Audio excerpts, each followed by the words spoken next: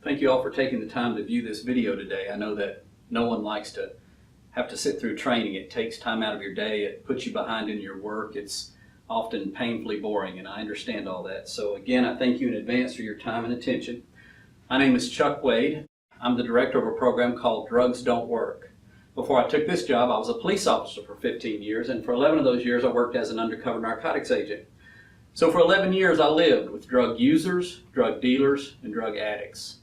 I spent a lot of time sitting and talking with those folks, and there were many times that I know that they would leave and go off to work so knee-walking drunk or so stoned out of their minds that they themselves don't know how they made it. For many years of my life while I was working undercover, I had long hair. Here's a couple of pictures of me from back then. That's me in the blue coat there. Look at this next goofy picture. How about that 1980s haircut? So for many years I had long hair, I wore 2 earrings in my ear, I still have the tattoos, and from that experience I learned a few things about the drug problem in our country. The first thing I learned is just how serious the drug problem is.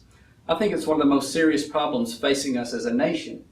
I'm convinced that drugs may end up being a contagious, terminal plague on the United States of America. And I fear that if we don't get serious now and do something to stop this drug problem, our country might just end up like the Roman Empire. I'm sure you all remember reading about the Roman Empire in your history books back in high school, and I know that you'll remember that the Roman Empire was a world power.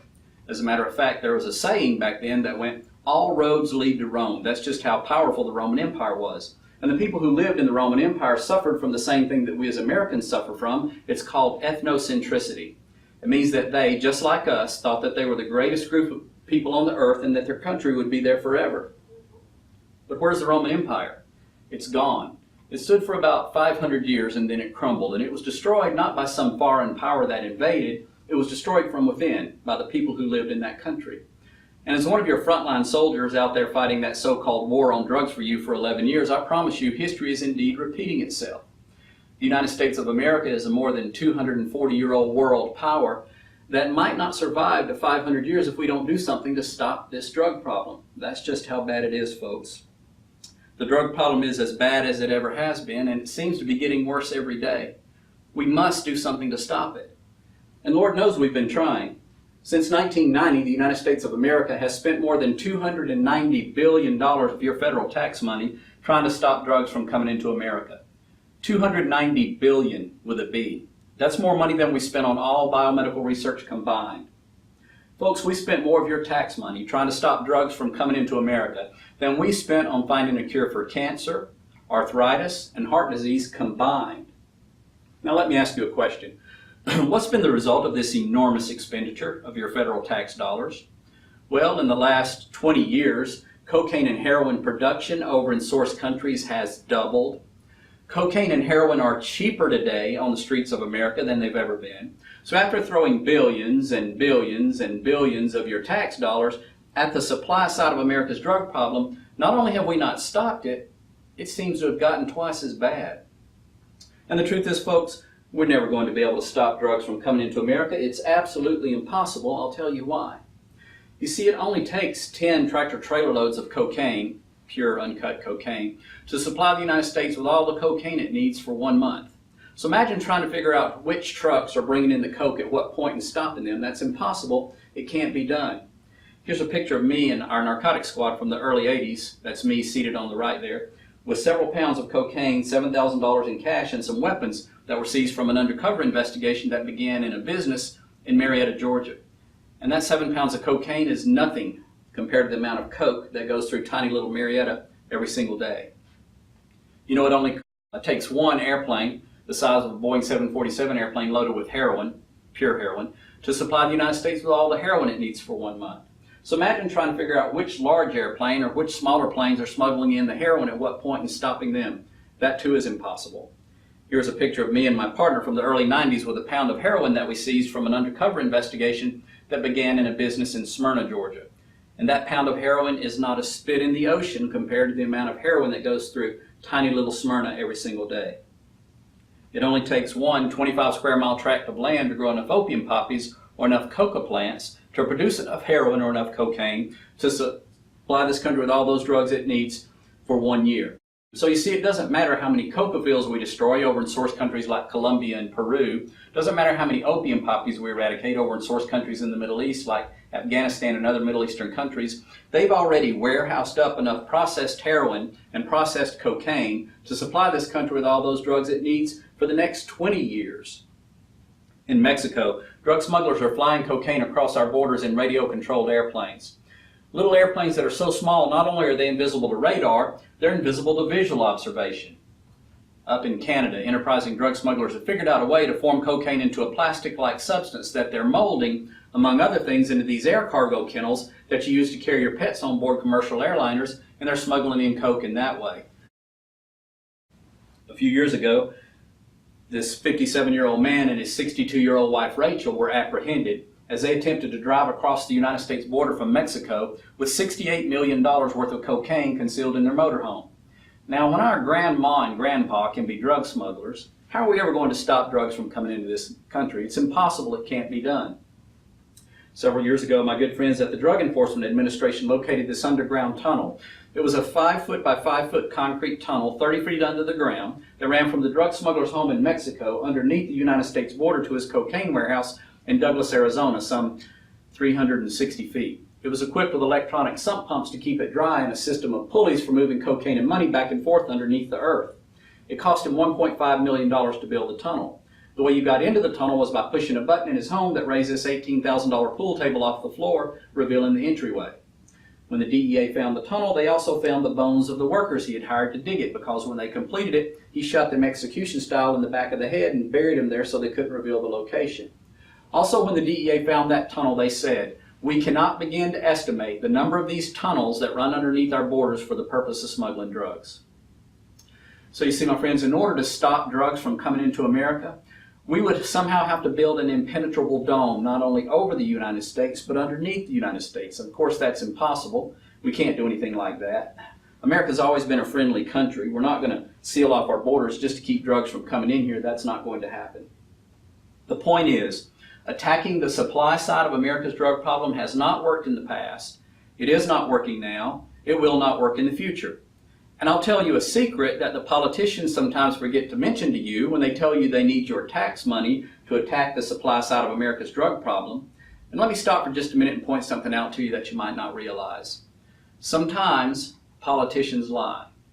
I know that's hard to believe, but sometimes those rascals will just outright lie. Do you remember what President Clinton said when they asked him had he ever smoked pot? He said, "Well, sure, but I didn't inhale." Come on, friends. Sometimes these politicians just outright lie. Sometimes they lie by omission, by leaving things out. What happens in this case is that they conveniently forget to tell us that even if we could stop all the drugs from coming into America, which is absolutely impossible now, but if a miracle occurred, and that's what it would take, a miracle, if the good Lord suddenly waved his hand and we were able to stop every grain of cocaine and heroin from coming into America tomorrow, and I said grain like a grain of sand, not gram. If we could stop every grain of cocaine and heroin from coming into America tomorrow, the very next day, drug dealers would be manufacturing synthetic cocaine and synthetic heroin in clandestine or hidden laboratories all across this country. They can do that now. The only reason they don't right now is it's just cheaper for them to import the drugs right now. But if we could stop all the coke and heroin from coming in, which we cannot, if we could send our law enforcement officers rushing out that next day to shut down all those hidden labs that would pop up and begin manufacturing those drugs synthetically, which would be impossible, well, it still wouldn't affect our marijuana problem, would it? You see, we can now home grow marijuana with a THC content of up to 20%. THC, tetrahydrocannabinol, that's the active ingredient in marijuana that makes you high.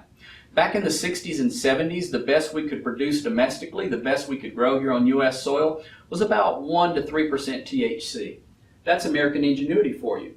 So you see that marijuana joint that you might have smoked back in high school or college, for those baby boomers of you out there? That is not the same pot that our kids are smoking today. Today it's a much more serious, a much more potent, and a much more addictive drug. Marijuana is in fact an addictive drug. Medical science has proven that beyond a shadow of a doubt. And if anyone happens to doubt that, perhaps you could talk to any one of the more than 130,000 people in this country who are in treatment for marijuana addiction. Now, I know that the marijuana industry claims that those people are only in treatment because they were arrested for marijuana and they were sentenced by the court to treatment, but that's not true. These These 130,000, more than 130,000 people in treatment for marijuana addiction voluntarily entered treatment.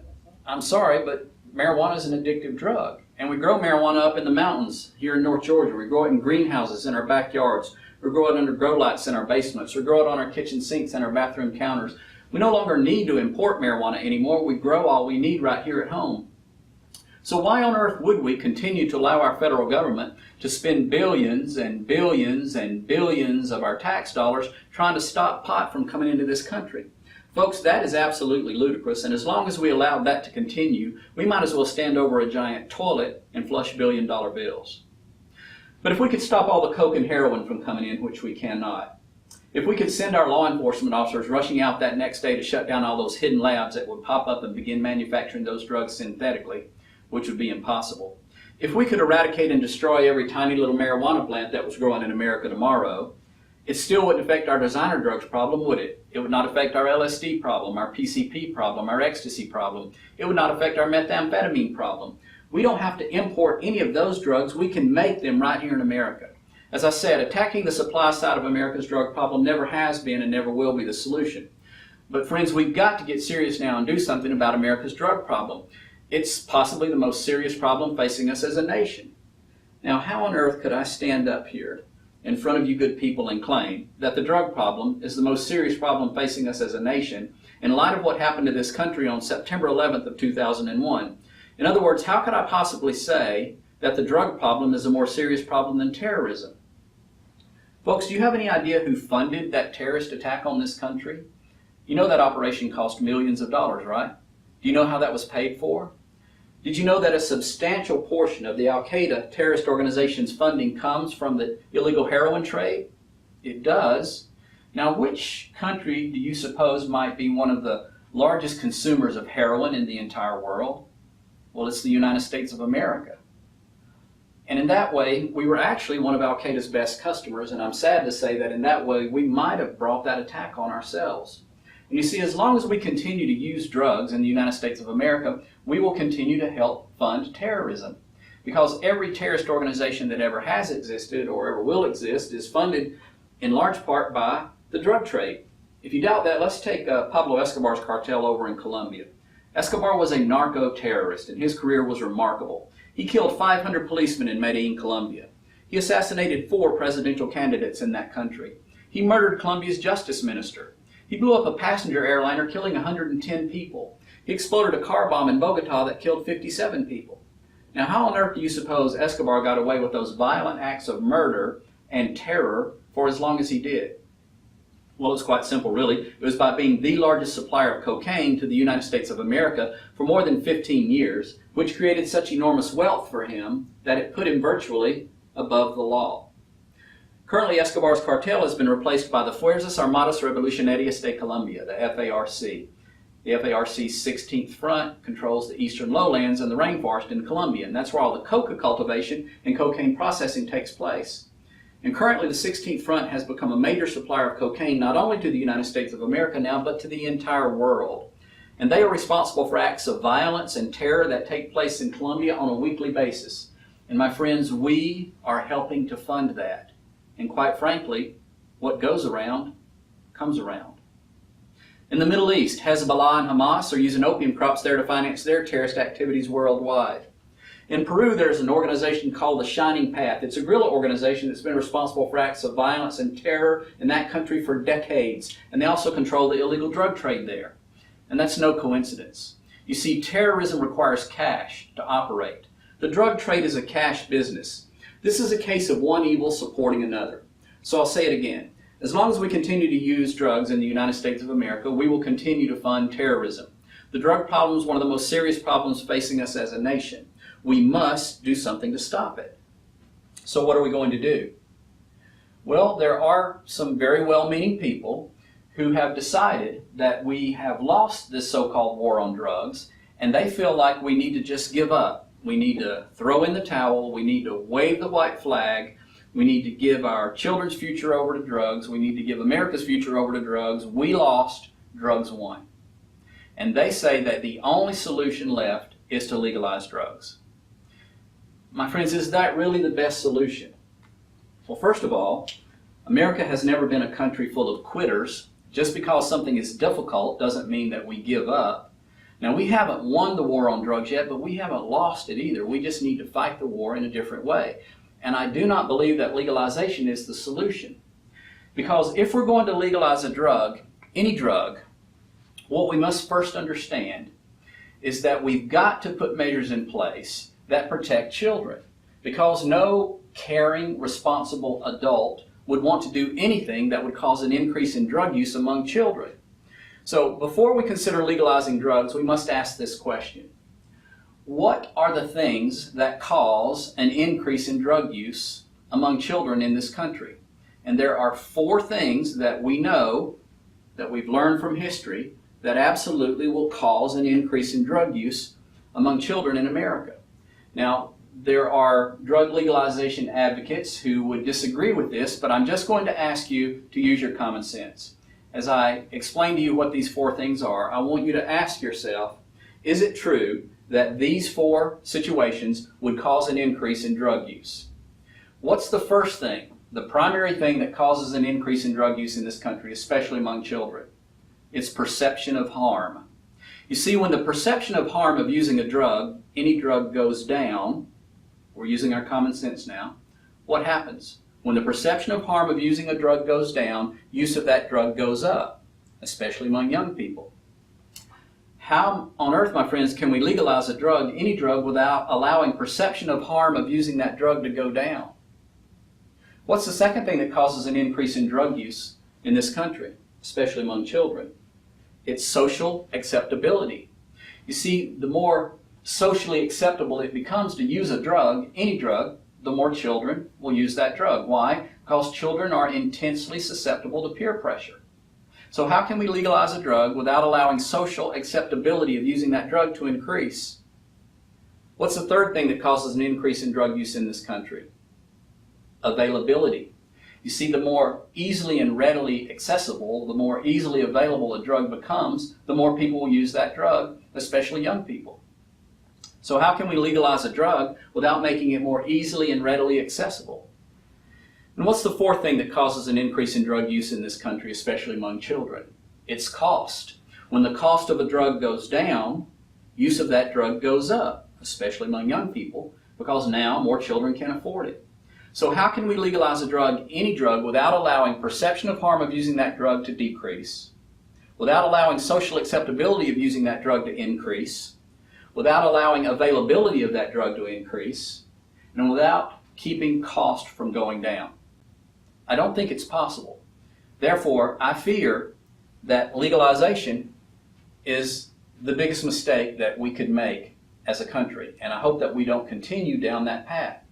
So, attacking the supply side of the drug problem has not and will not work. Legalization is not the solution. So what are we going to do?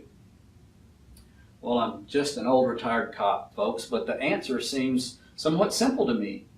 Because you see, the drug problem in this country always has been, and it always will be, simple economics. It's supply and demand.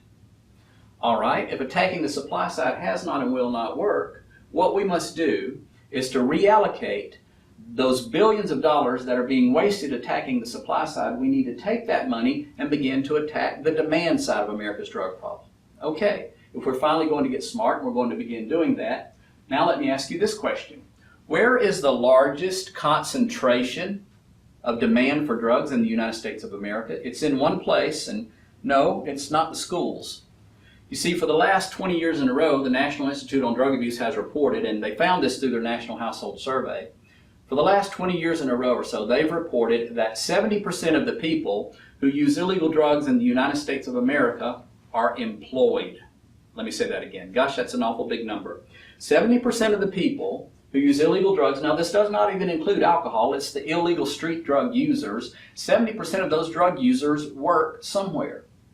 Ladies and gentlemen, there is an invisible empire of drug users, drug dealers, and drug addicts in the American workplace. Now, when I say the American workplace, I'm including, for example, beautiful downtown Atlanta, Georgia, where this DVD is being filmed. And in Atlanta, we have just as serious a drug problem in this community as anywhere else in this country. And if anyone happened to doubt that, I would respectfully submit they're simply in denial. Ladies and gentlemen, there really is an invisible empire of drug users, drug dealers, and drug addicts in the American workplace. Now, I know that's hard for some people to believe because it's invisible, and since they can't see it, as far as they're concerned, it does not exist. Yes, it does exist, my friends. I promise you it exists. You see, I moved in that empire every day of 11 years while I was working undercover. Give me just a minute to explain to you why this is true. You see, a drug dealer would much rather sell his or her drugs at work. Why is that? Several reasons. First and foremost, it greatly reduces the risk of being arrested. You see, if all he or she has to do is load the dope in the trunk of their car and drive to one place to work, stick the drugs in their locker and sell to their coworkers, that means they don't have to put all that dope in their car and drive all over town here in Atlanta to points A, B, C, D, E, F, and G, delivering to their customers, taking a chance that while doing so they might be involved in an accident and the police will discover the drugs and arrest them. Or they might inadvertently commit some minor traffic violation and some sharp police officer will stop them and find the dope and arrest them. They don't have to worry about that so much if they only have to go to one place to sell their drugs. By selling drugs at work, the drug dealer has immediate access to a wide customer base. Now, people who are in business understand the importance of being close to their customers, right? So do the drug dealers. You see, it's so easy to bring your dope to work and stick it in your toolbox and sell to your coworkers and say, here's your pot, here's your coke, here's your acid, here's your ecstasy.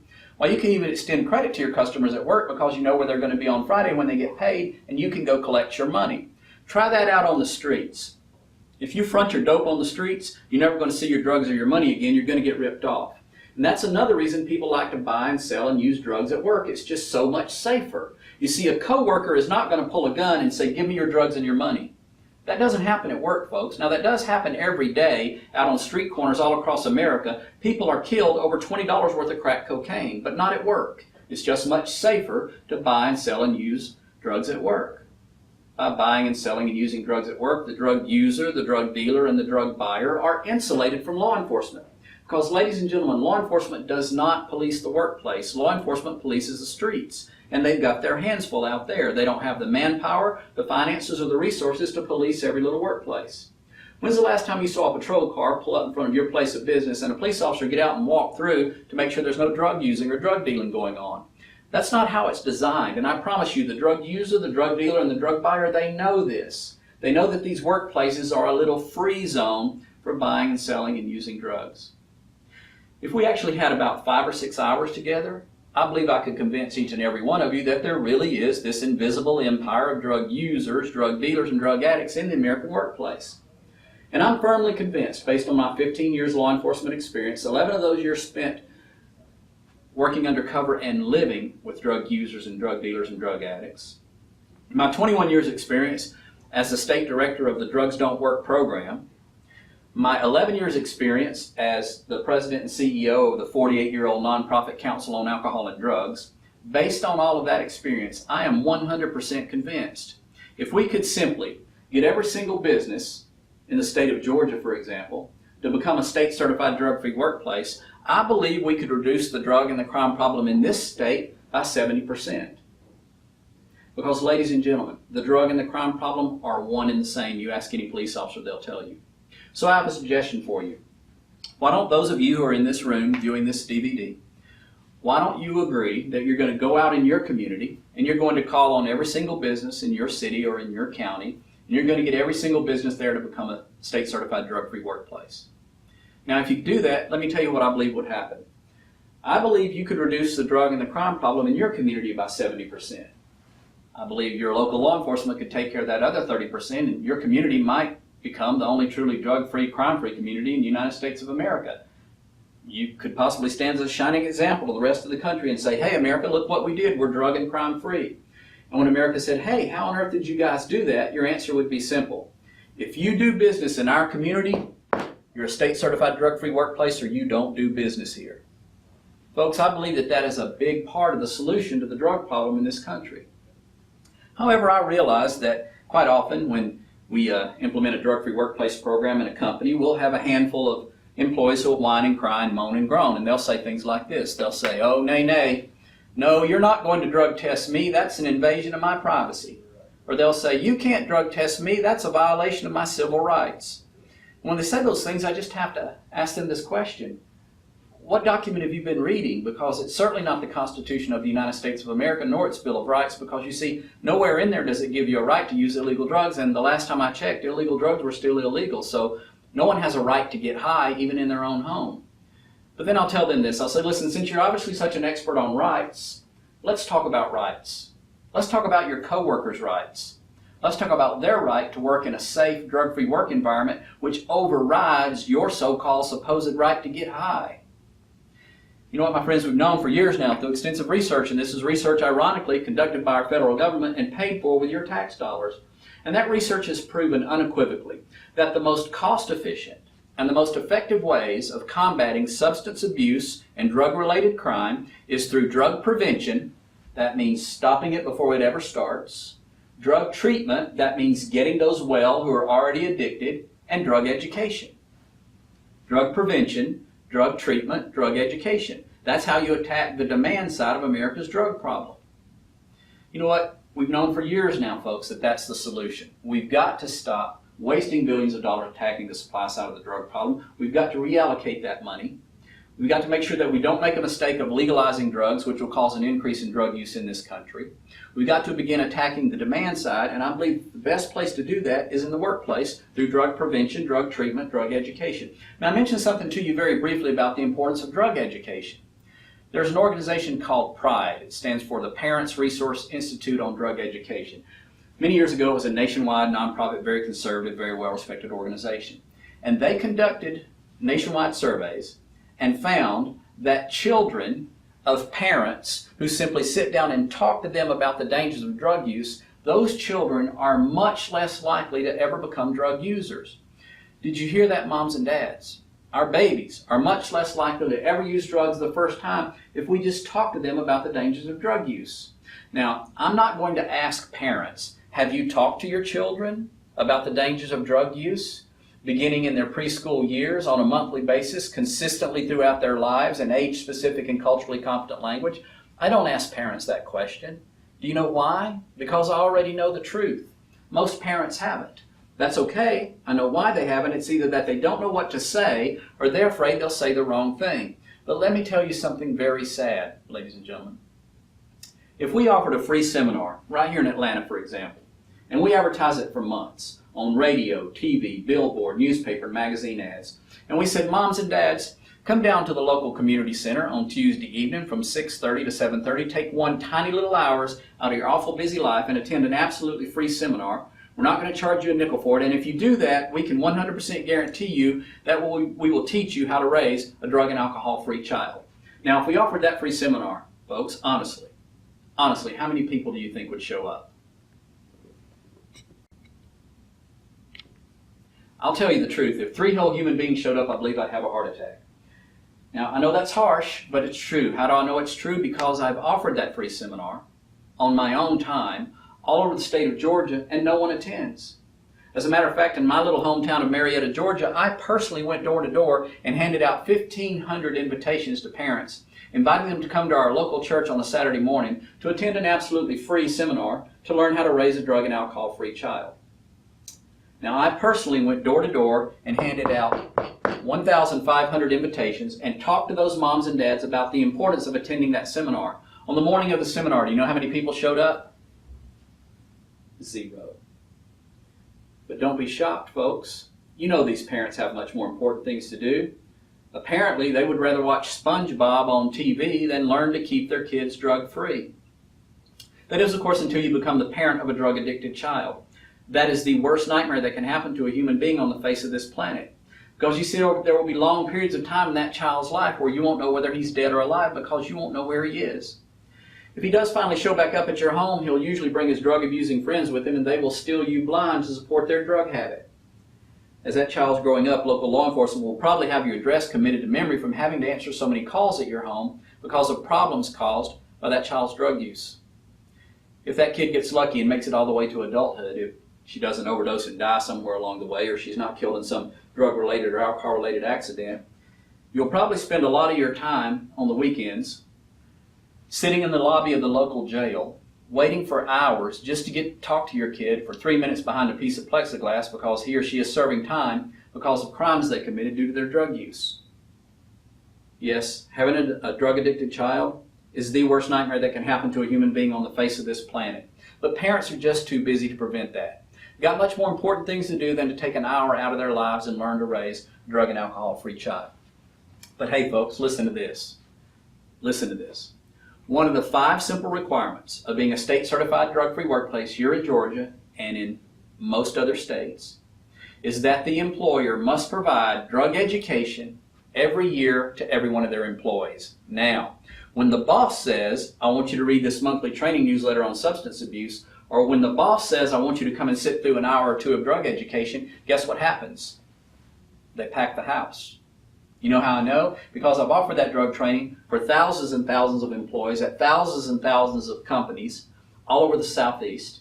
And every time when I finish, I always have parents rush up to me afterwards and they say things like this. They say, oh my gosh, Mr. Wade, I didn't know that about substance abuse. They say, sir, I did not understand that about drug addiction. They say, Mr. Wade, I didn't know that some children are born genetically predisposed to addiction. What does that mean? It's very simple. It means that the child inherited an addictive gene from somewhere in the family, which means the first time the child takes a sip of an alcoholic beverage or uses an addictive substance, it kicks on the addiction process. And addiction is a chronic, progressive disease of the brain. It gets worse and worse unless a miracle occurs to break that cycle of addiction. That child will always progress to stage 4 addiction, and it's the stage 4 drug addicts and alcoholics who cannot hold a job, they cannot function in society, they lay in the gutter with puke all over them. Parents come up to me after these trainings in the workplace and they say, Mr. Wade, I didn't know any of that. They say, sir, I didn't realize that we've been wasting billions of dollars attacking the supply side. They say, I didn't understand that legalization might be the biggest mistake we could ever make as a nation. They say, I didn't understand that what we need to do instead is to reallocate those billions of dollars and begin attacking the demand side of America's drug problem. They say, Mr. Wade, I didn't know that some children are born biochemically predisposed to addiction. What does that mean? It means the child was born with a slight imbalance of chemicals in its brain, which will not hurt the child in any other way, doesn't manifest itself in any other way other than it predisposes that child to addiction, which once again means the first time that child takes a sip of an alcoholic beverage or uses an addictive substance, it kicks on the addiction process. People come up to me after these trainings and say, Mr. Wade, I didn't understand any of that. And they ask me this question, is that information available to my children? And I tell them all the same thing. I say, sure it is, Mom and Dad. All you have to do now is go home and talk to them about it. But you see, my friends, this is the only way we're going to get this vitally important drug education out to these parents, especially the parents of these at-risk children. Because we cannot get this drug education to these parents through a free seminar. They will not attend. Believe me, we've tried. We can't get this drug education to these parents through school. They don't go to school anymore. The workplace is the only viable delivery vehicle of this drug education to these working parents so it can have a trickle-down effect to their children and help keep America's future and America's future workforce drug-free. So for all these reasons and more that I don't have time to go into, I'm absolutely convinced that drug-free workplace programs are a big part of the solution to the drug problem in this country. However, can you guess what happens when I or one of my 68 Drugs Don't Work coordinators goes in and sits down one-on-one with a business owner and we tell them everything I just told you about the importance of having a drug-free workplace program? Can you guess what happens when we tell these business owners we want their company to become a drug-free workplace so that in this way they can help reduce the drug and the crime problem in their neighborhood and their community? Can you guess what happens when we tell these business owners we want their company to be drug-free so that in this way they can provide much-needed drug prevention, drug treatment, and drug education to their employees, and how that drug education those employees can take home and share with their children and help keep those babies drug-free? Can you guess what happens when we tell them all that? Sure you can. Many of them get very bored. They get so bored their eyes literally glaze over and roll back in their head and they kick us out of the office. So, before we go, we make sure that we tell these business owners this, that here in Georgia and in many other states, when a company goes through 5 simple steps and becomes a state-certified drug-free workplace, that business will receive a 7.5% discount on its workers' compensation insurance premiums. Now, it's 7.5% here in Georgia, it's 5% in many other states. But regardless, that is a substantial bottom-line savings. What does it translate to in hard-line dollars? Let's take a construction company, for example, with, say, 40 employees. By going through 5 simple steps and becoming a state-certified drug-free workplace, that business would save about $11,000 every single year. Now, folks, you have to admit, 11 grand a year is a pretty good savings for a small business, but the truth is it pales in comparison to all the other financial reasons for having a drug-free workplace. Did you know that for more than 20 years now, all the Fortune 500 companies have been drug-free workplaces? They have. Why is that? Is it because they got this discount on their workers' comp insurance? No, that's only been available for a few years in a handful of states. But the reason these big boys and girls have done this, and my friends, this is one of the reasons they became the big boys and girls to begin with, is because they do the right things right. And you see, they know when you have a drug-free workplace program, you increase your productivity, reduce your absenteeism and your tardiness, you cut your workers' comp claims in half, you reduce your medical costs by up to 300%, you increase your overall workforce morale, you cut your turnover rate, you reduce theft and other forms of crime in the workplace, and all that positively impacts that old infamous bottom line, and that spells M-O-N-E-Y. Strangely, when we explain it to business owners in this way, their eyes don't glaze over and roll back in their head. We see little dollar signs pop up in their eyeballs, cha-ching, and they sign up to become drug-free workplaces. As a result, here in Georgia, we've helped to certify more than 10,000 companies as a drug-free workplace. Altogether, they employ more than 1 million workers. That's 1 million employees, every one of them who are being subjected to drug testing at work, and the federal government has proven that drug testing is a deterrent to drug use. My friends, that's drug prevention. That's 1 million employees, every one of them, who now have access to treatment for those who have drug or alcohol problems. They have access to treatment through the workplace that they otherwise would not have been able to afford. My friends, that's drug treatment. That's 1 million employees, every single one of them, who are receiving mandatory drug education at work, being delivered to a captive audience in tablespoon-sized bites that they can absorb and digest and take home and share with their children. That's drug education. Drug prevention, drug treatment, drug education. That's how we attack the demand side of America's drug problem. That's why I believe drug-free workplace programs are an enormous part of the solution to the drug problem in our country.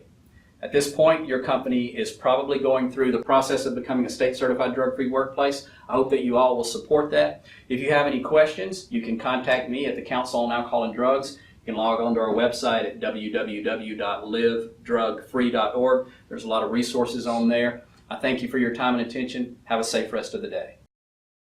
So at this point, the DVD should be paused to give you all an opportunity to ask some questions. There will be about a 10 or 15 minute question and answer session, at which point hopefully management will be able to answer your questions. If not, you can contact us at the Council on Alcohol and Drugs. You can log into our website at www.livedrugfree.org. There's a lot of resources on there. You may be able to get your question answered on that website. If not, just contact us and we'll be sure and get you an answer. After the Q&A session, the supervisors will remain and the employees are going to leave, and we'll begin the second hour of this training, which is supervisor training. Thank you all.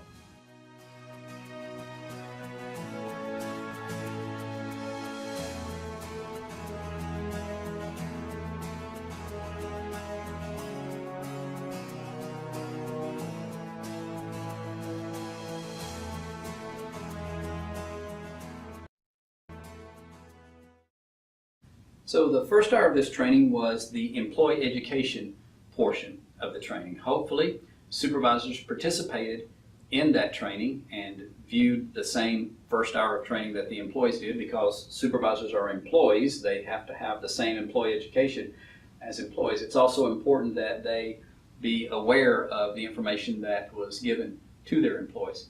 We'll now begin the next hour of training, which is supervisor training. I'd like to begin by just sharing some information with you. Most of these are U.S. Department of Labor statistics. The U.S. Department of Labor says working drug-free works. The National Institute on Drug Abuse has said 70% of drug users are employed.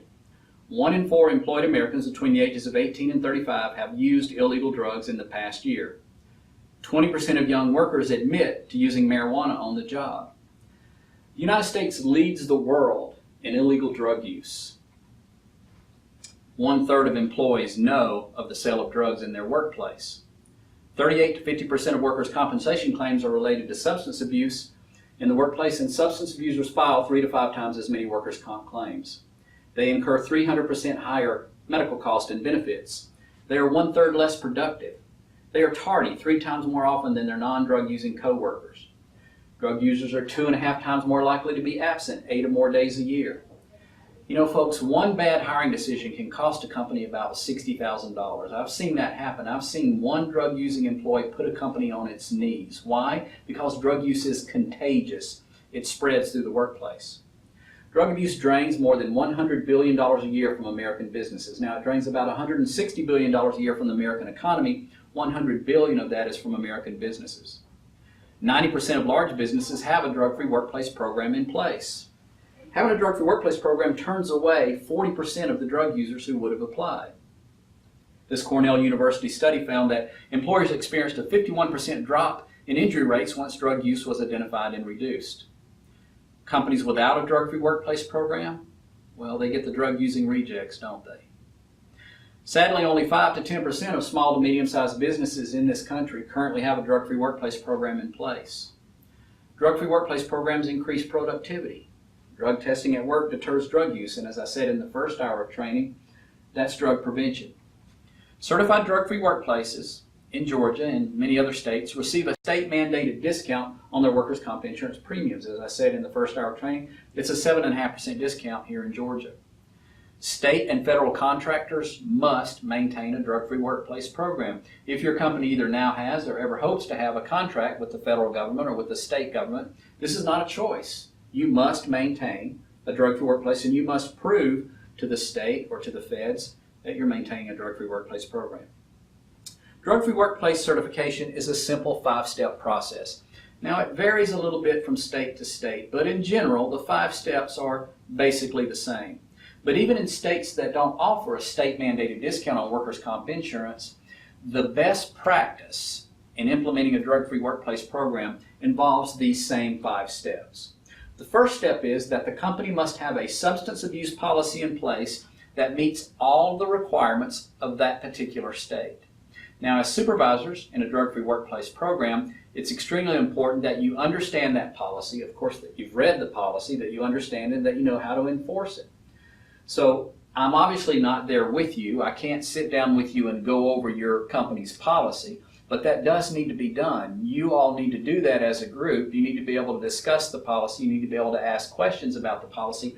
And that in and of itself goes toward the supervisor training requirement for drug-free workplace certification requirements in most states. So going over that policy alone, that in and of itself is a substantial part of the training. So I encourage you to do that. Step 1 is a substance abuse policy. Now, if your company is just now beginning the process and your company does not yet have a substance abuse policy, we at the Council on Alcohol and Drugs can provide you with a sample policy that meets all the requirements of your state's law. So just log into our website at livedrugfree.org, click on the Drug Free Workplace section, click on your state, and we can get a sample policy out to you.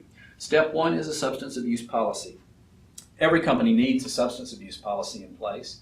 Operating without a substance abuse policy puts a company in a precarious position of legal liability. So every company should have a substance abuse policy. Step number 2 in the drug-free workplace certification process is that the company must conduct drug testing. Now, the requirements are for limited drug testing. What do we mean by limited drug testing? Well, first of all, companies are not required to drug test all of their employees in order to become certified as a drug-free workplace. That is not required. Blanket testing or testing of all employees could be expensive. It could hurt morale. It's not required by law, and we would not recommend it. In most states, certified drug-free workplaces are not required to conduct random testing. Here in Georgia, you're not required to conduct random testing. Now, you may choose to do random testing, and of the more than 10,000 state-certified drug-free workplaces in Georgia, more than 50% do choose to conduct random testing, and we would strongly encourage you to do random testing. That's how you put teeth in your program. Without it, all you have is a paper tiger. What is random testing? Surely you all understand and know what that is. It's where once a month or once a quarter or once a year, the employer pulls a certain percentage of the workforce. It could be 1%, 3%, 5%, 10%, 25%, even 50%, and drug test them. That's random testing. Again, not required, but we strongly recommend it. All right. If a company is not required to conduct blanket testing, where they drug test all of their employees, or they're not required to conduct random testing, what kind of drug testing must they do? Well, in most states, there are at least 4 types of drug testing your company must conduct in order to become and remain a certified drug-free workplace. The first type of drug testing that is required in all states is pre-employment drug testing. Now, everyone knows what pre-employment drug testing is. That's where you drug test an employee post-offer, meaning the employee has gone through the hiring process. They've been interviewed by everyone who's going to interview them. They've gone through the background check. They have had their references checked. You know you're going to hire this employee. And the last thing you do before you put them to work is you tell them you're hired contingent on passing this drug test. That's a pre-employment drug test.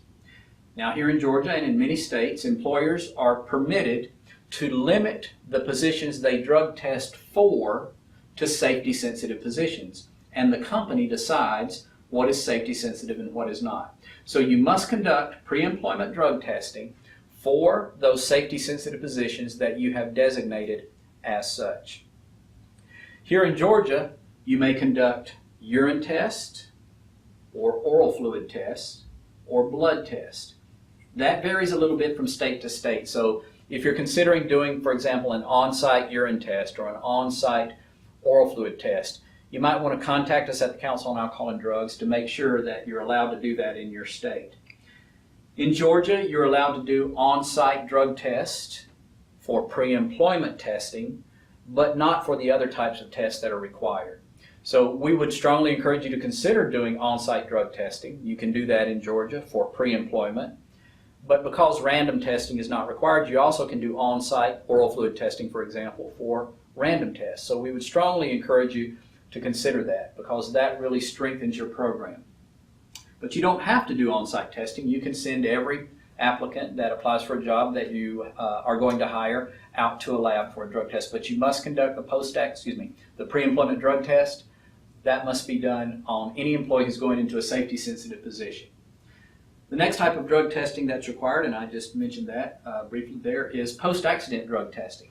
Now, this is extremely important because in many states, just like here in Georgia, there is a law that says that if an employee tests positive for drugs after an accident, if they test positive for drugs after an accident within 8 hours, or if they test positive for alcohol within 3 hours of an accident, they will not win a workers' comp claim against the company. This is extremely important because this protects the company. You see, it costs on average about $75,000 to treat a back injury. So if you have an employee who gets drunk, stoned, or high and comes to work, and as a result of that ends up injuring themselves, it's really not fair for the company or the business's insurance provider to have to pay $75,000 to treat that injury, right? If the employee makes the decision to get drunk, stoned, or high and then hurts themselves, it's only fair that the employee have to pay for that injury. So post-accident drug testing is extremely important. It helps companies save a lot of money. Businesses don't want workers' comp claims filed against them because that causes their rates to go up, and that ends up hurting everyone in the company because it's costing the business so much more money. So post-accident drug testing is extremely important. Now, post-accident drug tests cannot be done on site, of course. And if you imagine that you're an HR manager or safety director and you have an employee come to you and that employee's arm is broken and bleeding, and that employee says, "I hurt my arm," you're not going to say, "Okay, I need you to stick this sponge in your mouth so I can drug test you." No, of course, you're going to send them to the medical facility where they can treat the injury, and at that time, the drug test will be conducted at that medical facility. So that would be arranged beforehand by the employer. So the first type of drug testing that you must conduct is pre-employment testing. The second type of drug testing you must conduct is post-accident drug testing. That's extremely important. Now, there was a recent ruling by OSHA, Occupational Safety Health Administration, and OSHA has said that you cannot in any way use post-accident drug testing in a retaliatory manner. In other words, you can't use post-accident drug testing to scare employees out of reporting their injuries. Now, if you are a state-certified drug-free workplace, and if you're required by law as a state-certified drug-free workplace to conduct post-accident drug testing, OSHA has said that is not retaliatory. So you are within a safe harbor if you're conducting post-accident drug testing as a requirement of your state certification as a drug-free workplace. However, you must be doing so in the way that the state requires. So here in Georgia, for example, the law on post-accident drug testing regarding state-certified drug-free workplaces says that employees must be drug tested after an accident if the employee causes or contributes to an accident in which the employee had to stop work and leave the work site to be treated for the injury. So in a case where you have a receptionist who is maybe during her spare time, she's filing some paperwork and she gets a paper cut, pretty deep paper cut. She goes to the first aid station and puts a Band-Aid on it and goes right back to work.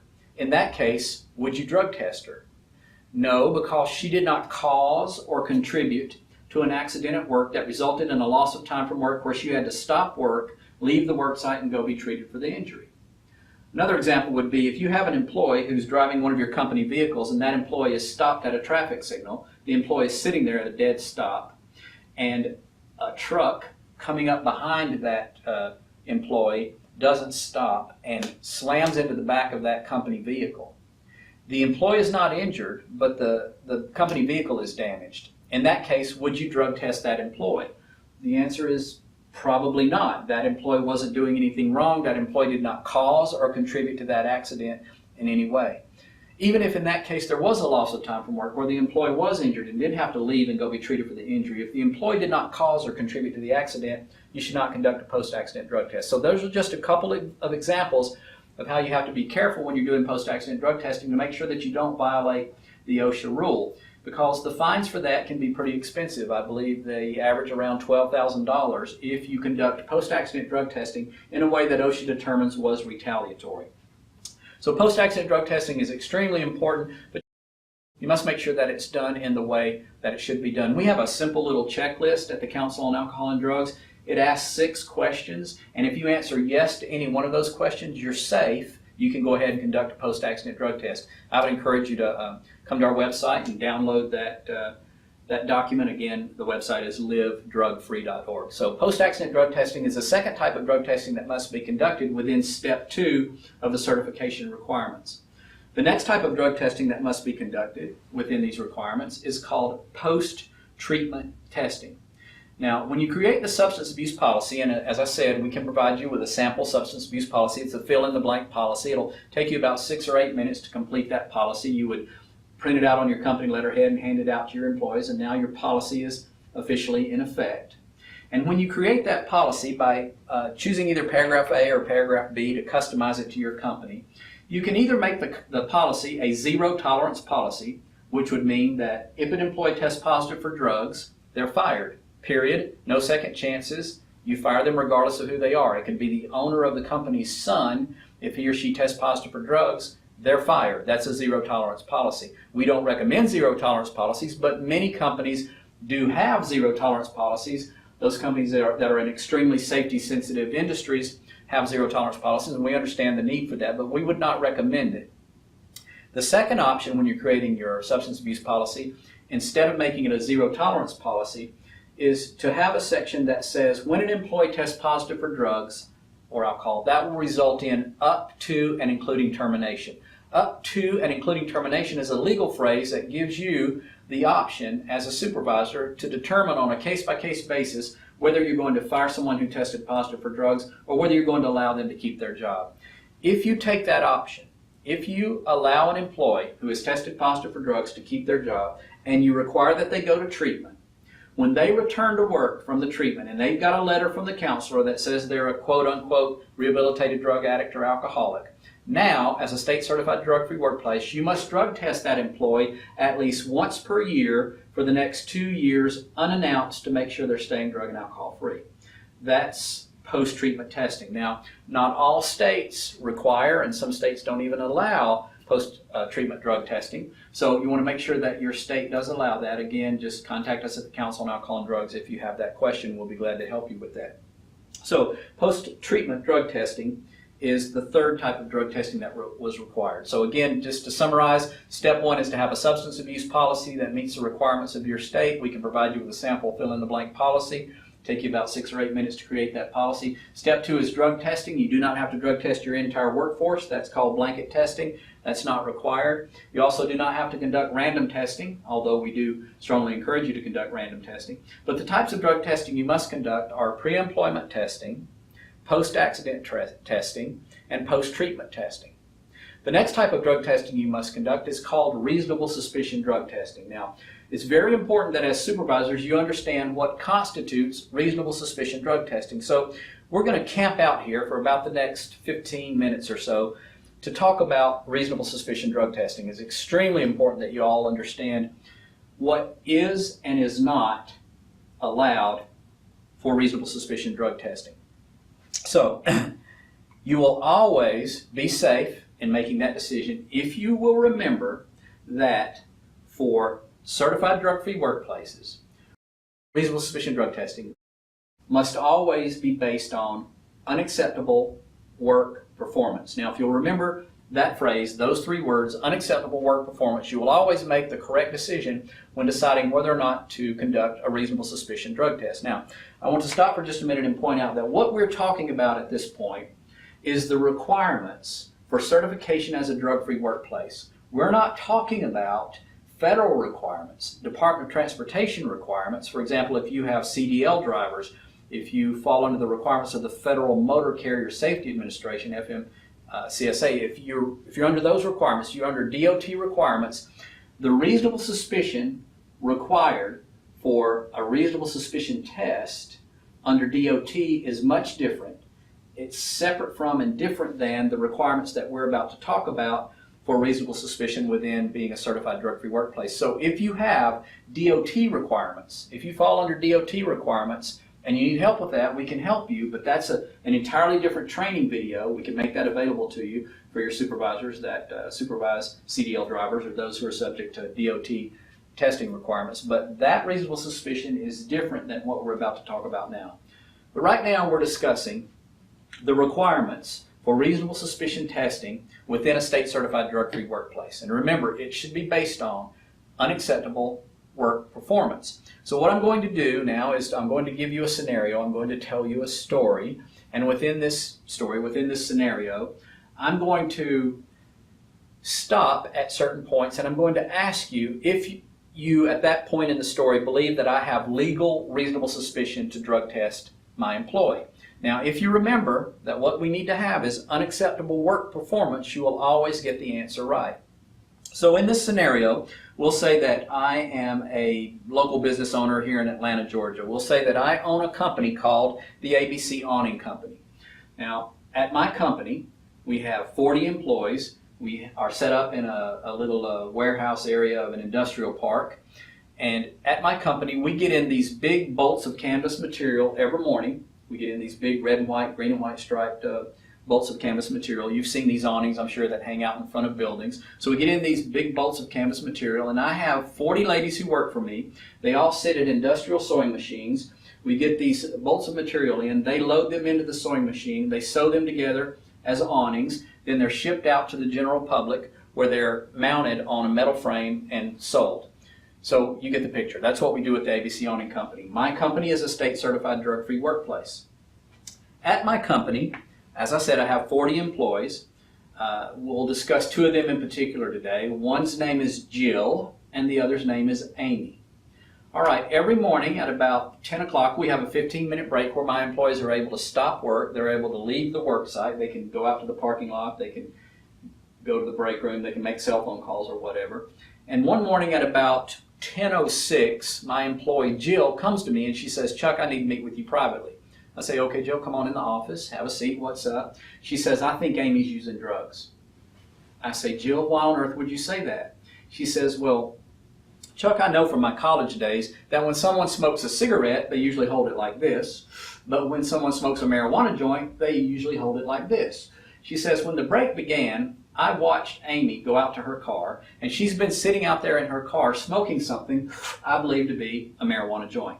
I say, "Jill, would you write that down and sign it?" She says, "I certainly would." So she writes, "I, Jill Smith, at such and such day, at such and such time at the ABC Awning Company, personally witnessed employee Amy Johnson sitting in her car smoking what I believe to be a marijuana joint." She dates that, she signs it, and she gives it to me. At this point, do I have legal, reasonable suspicion to snatch Miss Amy by the hair of her head and drag her kicking and screaming down to a drug testing lab and drug test her? What say you? Now be very careful in your answer because you don't want to get me sued. Do I have legal, reasonable suspicion to drug test Amy at this point? Of course the answer is no, because I don't have unacceptable work performance at this point. All I have is hearsay testimony. I heard Jill say it. I didn't personally witness anything, so it may or may not even be true. So no, I don't have legal, reasonable suspicion to drug test Amy at this point. So what am I going to do? Just let it go? Well, no, I can't let it go because it's been brought to my attention, and if it's true and I allow Amy to continue working and she ends up hurting herself or hurting a coworker, then I could be sued, in this case possibly for negligent retention. So I can't just let it go. So what am I going to do? Well, I'm going to begin an investigation. I'm going to go and get my supervisor form. Now, this is a one-page document. It's a checklist. It has information on the front and back. On the front is a physical observation checklist. On the back is a performance checklist. And you can get that from the Council on Alcohol and Drugs. Or here in Georgia, if you're a member of a local chamber of commerce that offers the Drugs Don't Work program, you can get all of these materials that I'm talking about from your local chamber of commerce, and I would highly recommend that.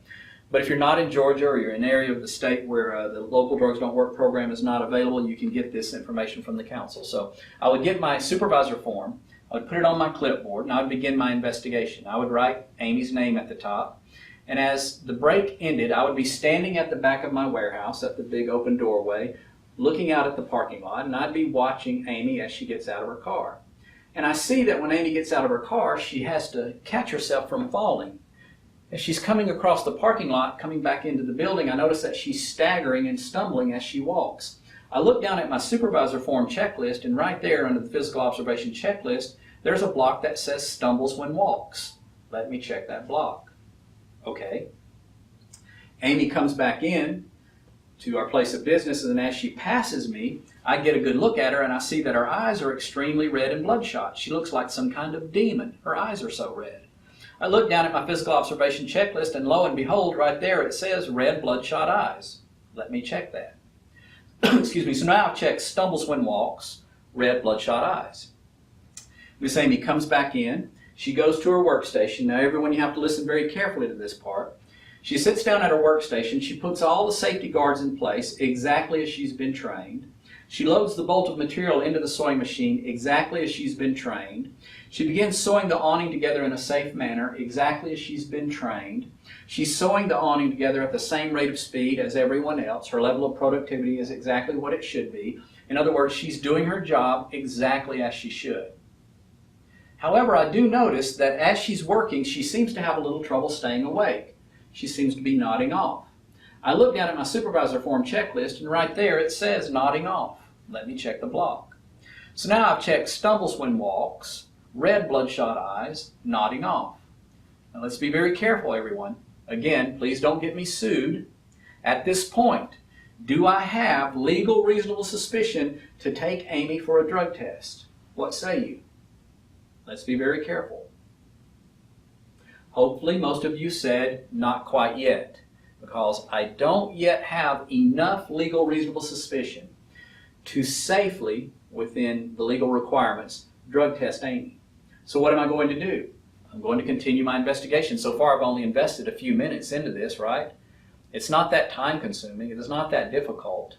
I'm simply conducting an investigation based on information that was brought to my attention by one of my other employees. So I have to, first of all, though, make sure that no one gets injured, so I've got to stop the action. So I am going to go over to Amy's workstation, and as I do, she looks up at me with her red bloodshot eyes, and I say to Amy, Amy, shut down your machine. She shuts down her machine, and I say to her, how are you doing today, dear? And she says, I just guess I just haven't. I can't understand what she's saying. She's slurring her speech. I look down at my checklist, and right there it says slurred speech, so I'll check the block. So now I've checked stumbles when walks, red bloodshot eyes, nodding off, slurred speech. So at this point, do I have reasonable suspicion to drug test Amy? Let's be very careful. Let's not rush to judgment. There's nothing that says we absolutely must go and drug test her. We can continue the investigation. So let's do that to make sure that we are legally safe. So we want to make sure that we're not going to get the company sued, that we're not going to be sued personally.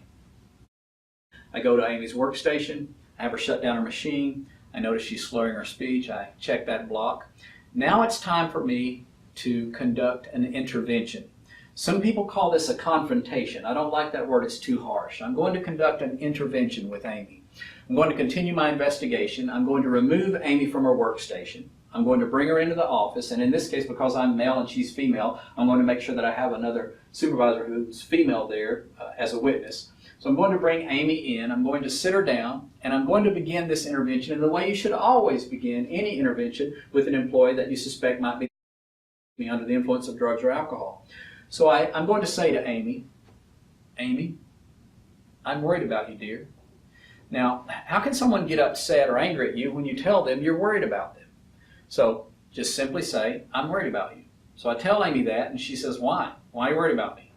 And I say, well, dear, I was watching you as you walked across the parking lot after the break, and I noticed that you were stumbling and staggering as you walked. As you passed me, I saw that your eyes are extremely red and bloodshot. I noticed that while you were working, you were having trouble staying awake. You kept nodding off. And you're slurring your speech pretty badly. Amy, what on earth is wrong? And Amy says to me, Chuck, I have the worst seasonal allergies of anybody on this planet. And when the break began, I went out to my car and I had what I believe is the worst allergy attack I've ever had in my life. She says, when I have these allergy attacks, my eyes start itching so bad that for 15 minutes during the break, I sat out there and just rubbed and scratched my eyes. I'm sure they are red and bloodshot.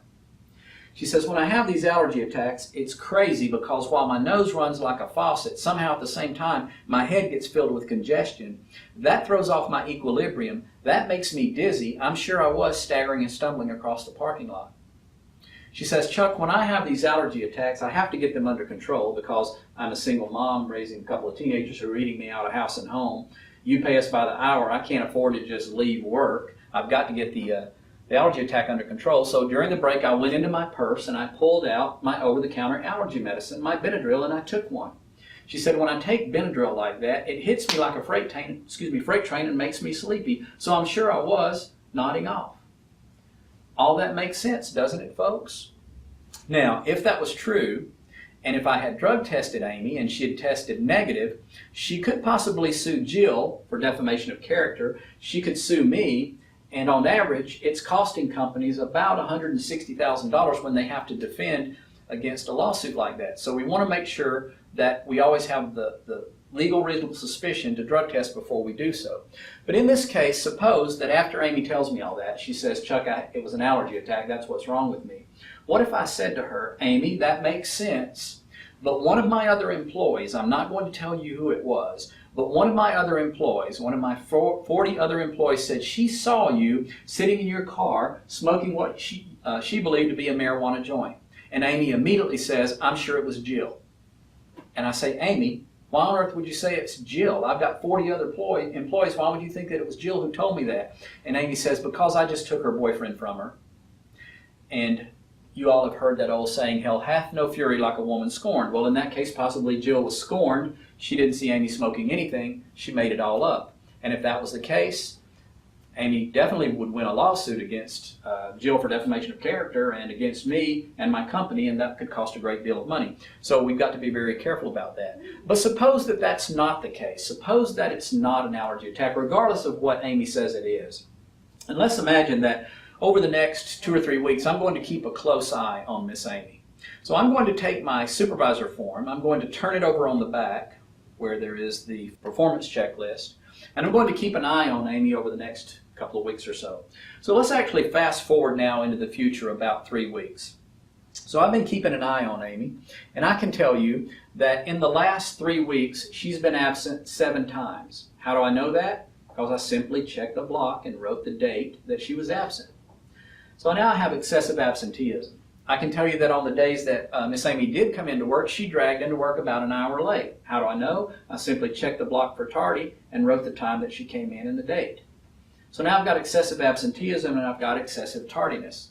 I can tell you that 2 of my other employees, Susie and Shelley, came to me and said, Chuck, we cannot work with Amy anymore. She has become impossible to work with. She has such a terrible attitude that we can't even work with her. I had them write that down and sign it.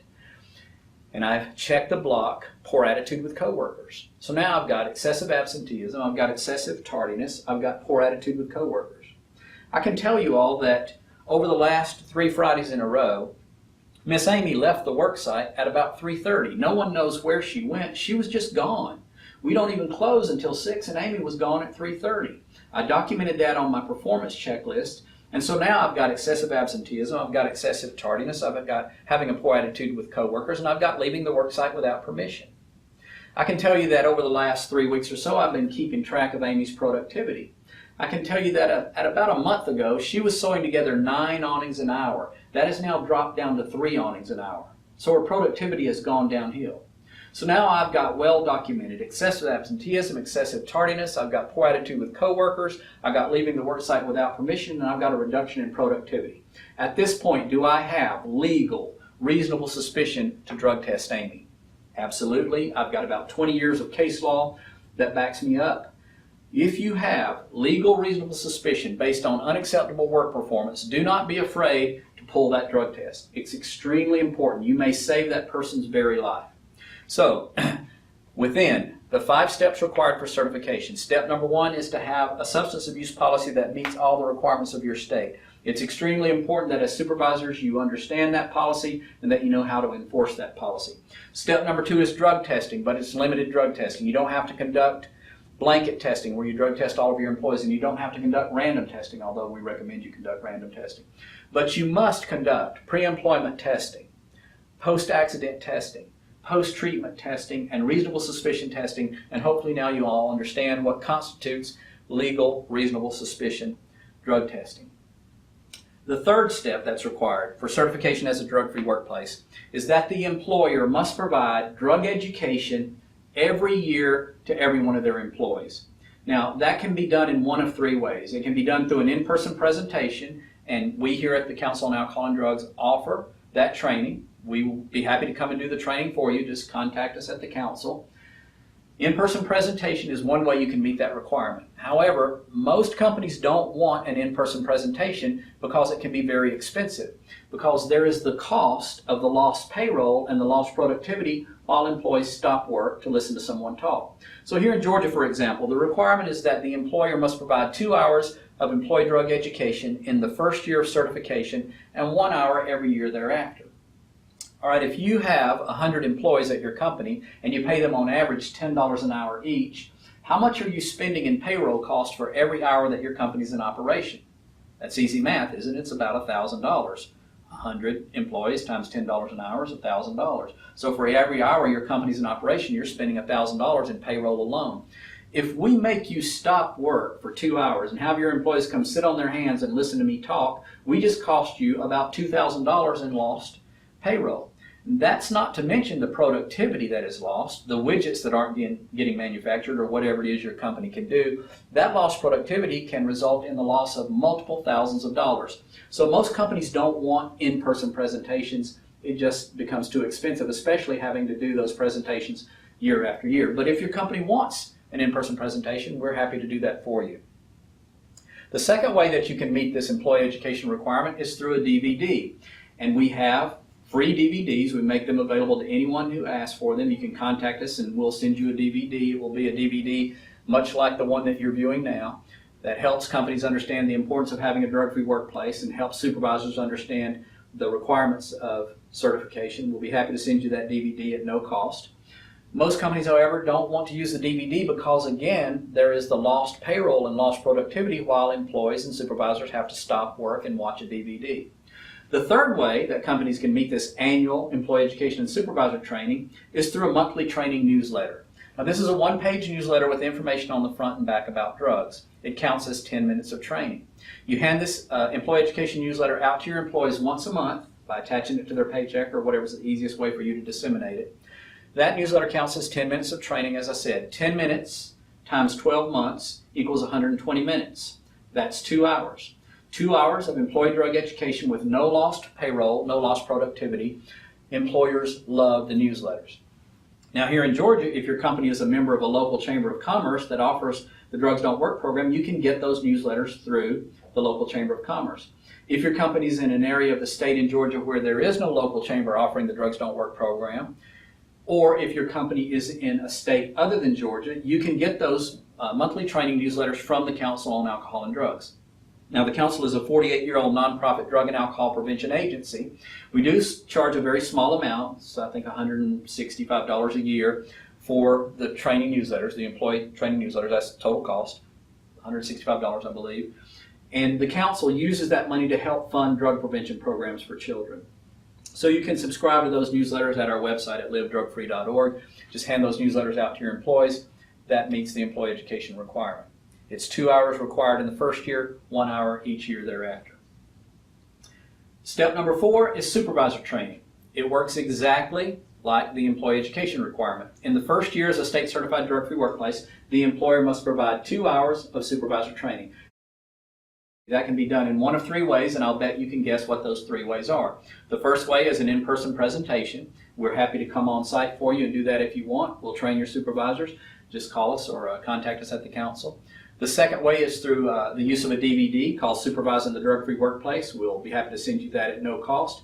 And the third way is using supervisor training newsletters. Now, most companies choose those newsletters because, again, no lost payroll, no lost productivity. All supervisors have to stop work and listen to someone talk or watch a DVD. We provide the supervisor newsletters through the council. Again, if you are a member of a local chamber in Georgia, you can get them from your local chamber Drugs Don't Work program. Or if your chamber doesn't offer the program, or if you're in another state, you can get the supervisor training newsletters from the council, and the cost of that, I believe, is $120 a year. So for $165 a year for the employee education and $120 a year for the supervisor training newsletters, you can meet your annual, ongoing, continuing education requirements of being a state certified drug-free workplace. So step 4 is supervisor training. Step number 5, the 5th and final step, and then the company is certified. The employer must provide either an EAP. EAP stands for Employee Assistance Program. That's a group of counselors who are on standby in case an employee tests positive for drugs or alcohol, so they know where to go get some help. A lot of companies have an EAP program, an Employee Assistance Program, as part of their health insurance. They may not be aware of it, but you should check and see if that's part of your insurance policy. If you have an EAP as part of your health insurance, then you automatically meet that 5th requirement. If your company does not have an EAP as part of your health insurance, or if your company does not offer health insurance, that's okay, but you must then at least have a list of treatment and counseling centers in your area that you can give to employees when they test positive so they know where to go get some help.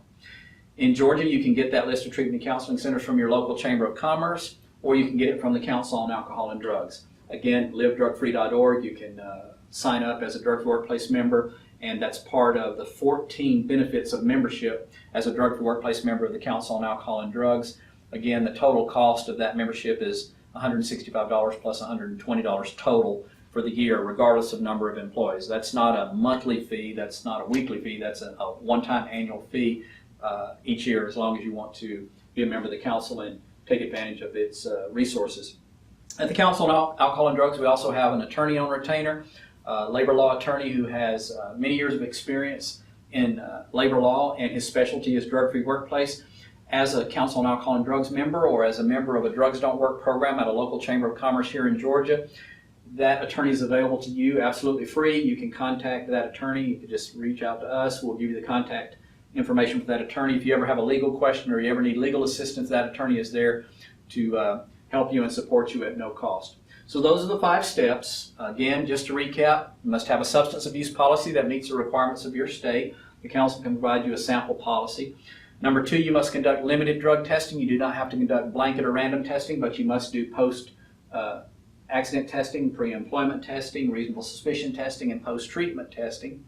You must provide employee education to your employees every year. It can be done in one of 3 ways: in-person, DVD, or newsletter. You must provide supervisor training on how to supervise a drug-free workplace every year. That can be done again through an in-person presentation, a DVD, or a newsletter.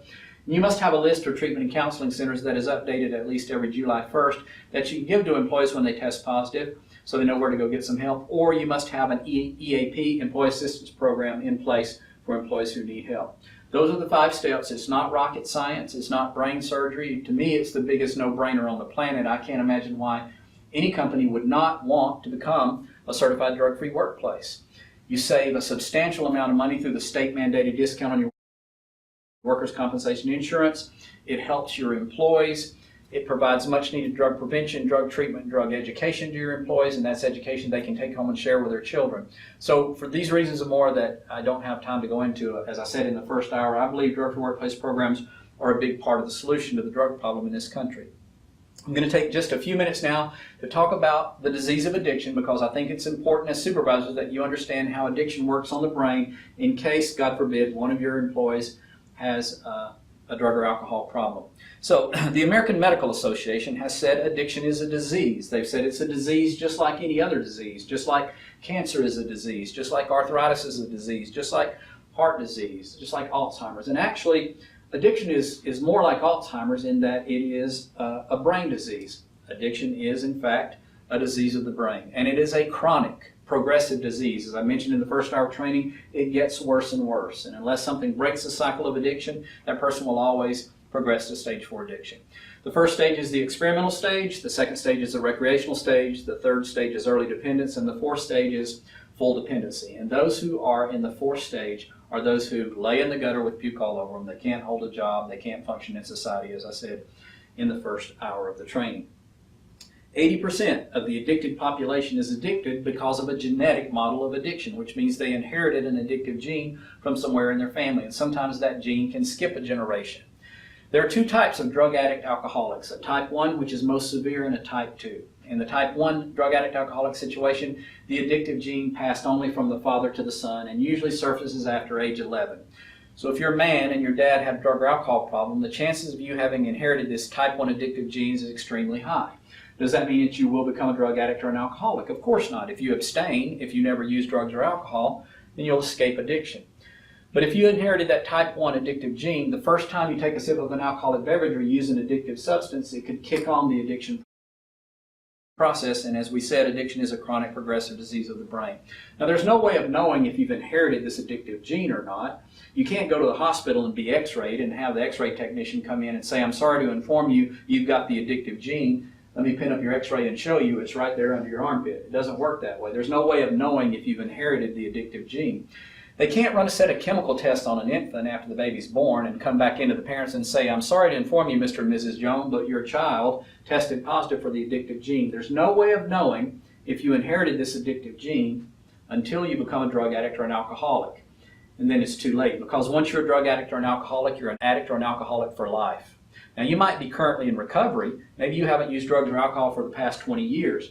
But if you suffer from the disease, the first time you go back and take a sip of an alcoholic beverage or use an addictive substance, you're right back in the throes of addiction. Now, there are many people who were addicted and no longer are using drugs or alcohol because they've got help from organizations like Alcoholics Anonymous or many other good organizations that help them to remain drug and alcohol free, but that doesn't mean they've been cured of the disease of addiction. They still suffer from the disease, they're just in recovery. And for those who don't get help and do progress all the way to fourth stage addiction, it truly can ruin their lives. People who become addicted and want to stop using drugs are rarely able to. They often relapse because they have become chemically, biologically, physiologically, and physically addicted to the drug. And if they stop using the drug, that means that their happy chemicals are no longer being produced artificially by using drugs or alcohol. There's no endorphins and dopamine being produced in their brain, and they will become chemically, biologically, physiologically, and physically depressed.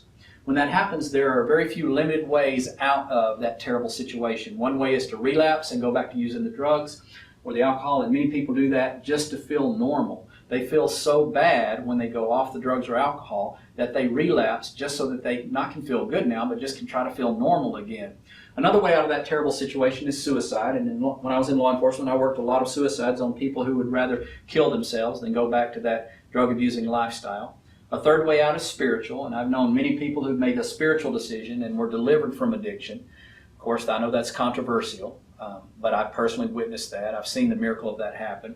The fourth way out of that terrible situation, and this is really the only secular or worldly accepted cure for the disease of addiction, and that's counseling. And again, that's not a cure, that's just being able to enter recovery and not use drugs and alcohol while you're in recovery.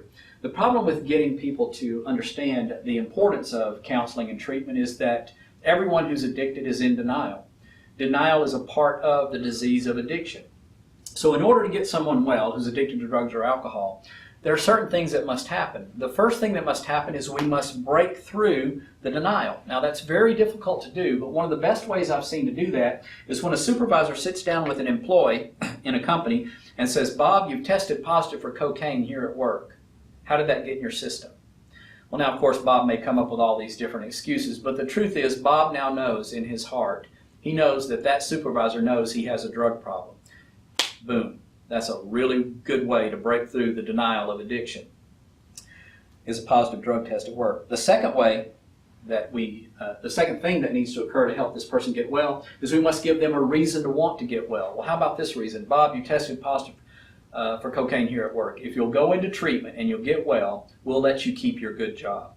Folks, it's been proven that many times that is enough of an incentive to get someone to take that very important first step and go into the counseling or treatment. The third thing that we must have available in order to get this person well is that we must make the counseling available to them, counseling they otherwise could not afford. And of course, with the Drug-Free Workplace program, that's part of it, making that counseling and treatment available to those who otherwise could not afford it. And then the fourth thing that we need is we need to give that drug addict or alcoholic a reason to stay well. How about this? Bob, you tested positive for drugs here at work. We put you through some treatment and got you well. We've allowed you to return to work. Now we're going to drug test you periodically, and that's part of the requirement, remember, of being a state certified drug-free workplace here in Georgia, is that you must drug test that employee post-treatment at least once per year for the next 2 years unannounced to make sure they're staying drug and alcohol free. That's a hammer that hangs over their head that could fall at any minute that would keep them from relapsing. So someone tell me a program other than Drug-Free Workplace that makes all four of those options available to a drug addict alcoholic. Someone tell me a program that breaks through the denial, that gives them a reason to want to get well, that makes counseling and treatment available to them and gives them a reason to want to stay well. There really is none. Drug-Free Workplace is the only program that has all four of those elements, and you need all four of those elements if you're going to get the drug addict or the alcoholic well. So for all these reasons and more, as I've said before, I believe that drug-free workplace programs are a big part of the solution of the drug problem in this country. This is how we are able to attack the demand side of America's drug problem at the largest concentration of demand in the workplace. At this point, the DVD should be stopped, and you should have an opportunity to discuss that which I've shared with you on this training. You should have an opportunity to ask questions of management. If, again, as I said in the first hour of training, if management's unable to answer your questions, please contact us at the Council on Alcohol and Drugs. We'll be glad to help you. If you have legal questions, we can put you in touch with our attorney, and he'll be glad to get those answers for you. Thank you, and I hope you all have a good rest of the day.